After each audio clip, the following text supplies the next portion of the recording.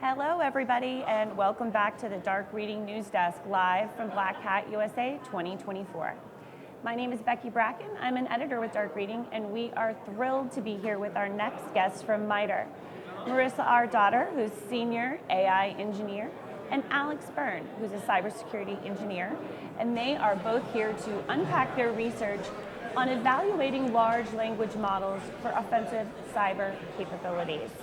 Welcome, both of you. Oh, thanks so much. We're really excited to be here. Thank you for joining me. So let's talk a little bit about why you decided to take this project on. Large language models, they're very hot. They're doing a lot of interesting things, but there's some inherent distrust of their real capabilities. So what is your evaluation, and what are some of the offensive capabilities they could potentially have? Yeah. So just to begin with, MITRE is so well known for our attack and CVE frameworks, as well as some of our more emerging frameworks through MITRE Atlas for AI security. And so what this research that we are going to be presenting on tomorrow is going to be detailing is how do we begin to suss out and evaluate large language models for these types of offensive cyber capabilities in a very, gradual kind of way. And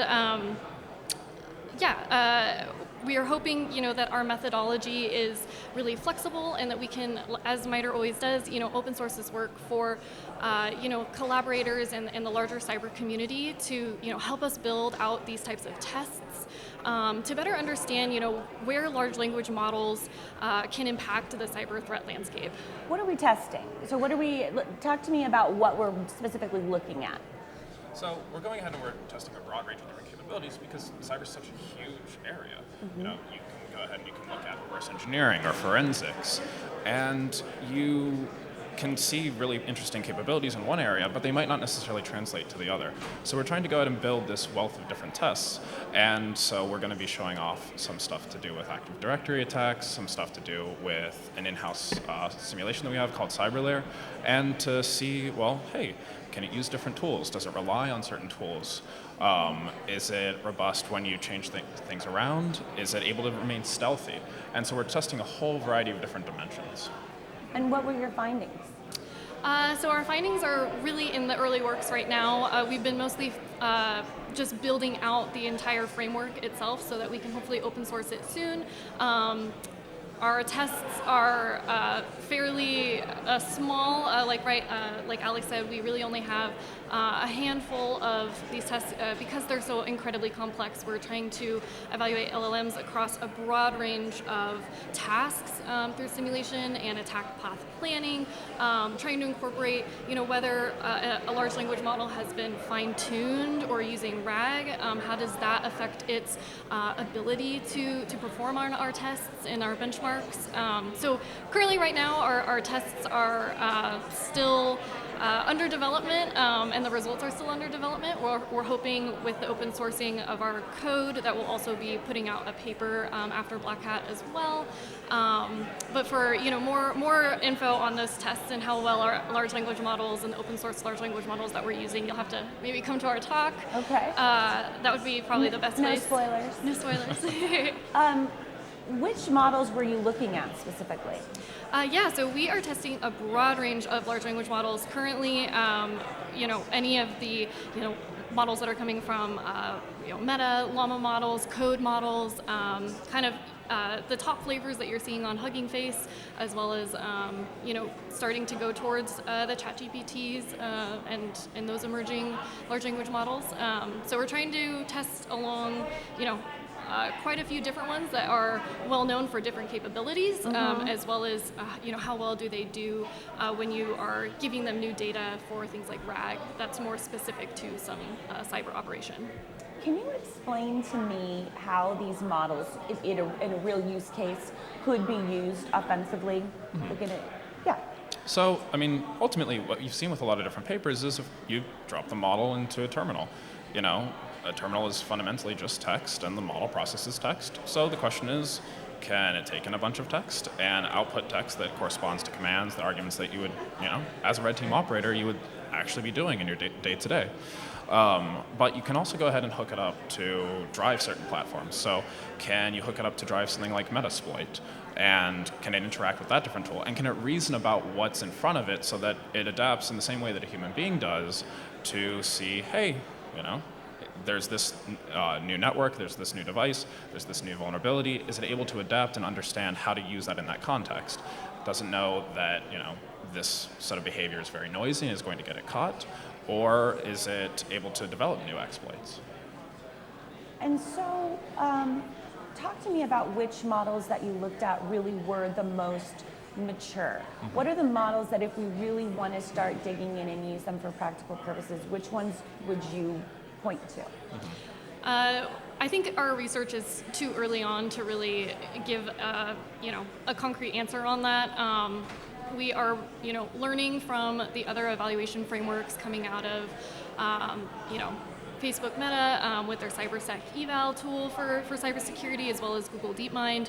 But I think our results right now are too inconclusive to give a dominant answer on a particular large language model. Where do you estimate we are on the maturity journey of this technology? Are we still in very, very early days? I mean, where do you estimate we are? I would say just with the large scope of cyber and as Alex pointed out, the breadth and depth that evaluation frameworks in the cybersecurity community could test, we're very early on. We're very early on in understanding the data that adversaries could be using to increase their capabilities for using these types of large language models for specific purposes. So hopefully our framework at least provides another avenue for collaborators in the community to bring in tests that are more grounded in the real world, and yeah. So, and then hopefully that will then rise all the boats, so to speak. Yes. Everybody, yeah. which is sort of MITRE's deal. AI is such a huge topic here. There is everyone sort of staking their piece of it. Something interesting I heard, and I'm interested to get your reaction to, is that right now AI is effectively a human force multiplier. Mm-hmm. Do you agree with that statement? Do you think that will always be the case? And just tell me generally sort of what you think the role of AI should be now. Mm-hmm. So yeah, I think that's absolutely right. It is a force multiplier. These models, you have a broad range of different capabilities, from smaller open source models to some of the larger ones that are coming out, like recently with Llama 3, a 405 billion parameter model that really looks like it can be competitive with closed source models. But ultimately, they're great at reducing boilerplate. They're great at going out and spinning new people up. So when they're sitting side saddle next to someone, they really do increase someone's capabilities, and they can make someone who's maybe in a more junior position able to do so much more.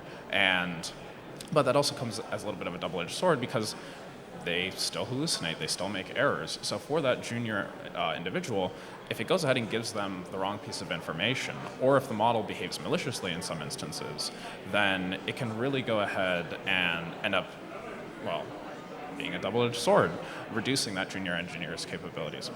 And then for more senior engineers, they're already the experts.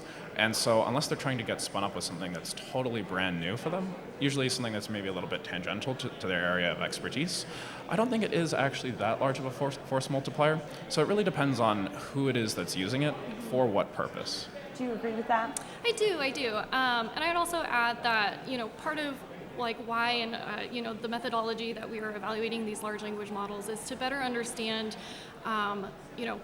where their capabilities lie.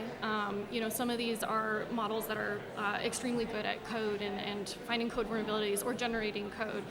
So kind of understanding evaluating these large language models to figure out, are these really good at particular TTPs? Will they help with those, or are they going to help with code execution? And let evaluations like that help determine how you want to implement them in your company or something like that. I think that is so interesting. I'm so interested to see how your work develops. Tell our audience again where they can catch your talk tomorrow. Yes, our talk tomorrow is at 1:30. I'm so sorry, I do not know the the room number. You can find it. Yes, it's What Lies Beneath the Surface, evaluating large language models for offensive cyber capabilities through prompting, emulation, and simulation. All right. Yeah. Alex, Byrne, Melissa Daughter, thank you so much for joining us, and we wish you the best of luck. Thank you so much. Thanks so much for having us. Of course. Come back soon. All right.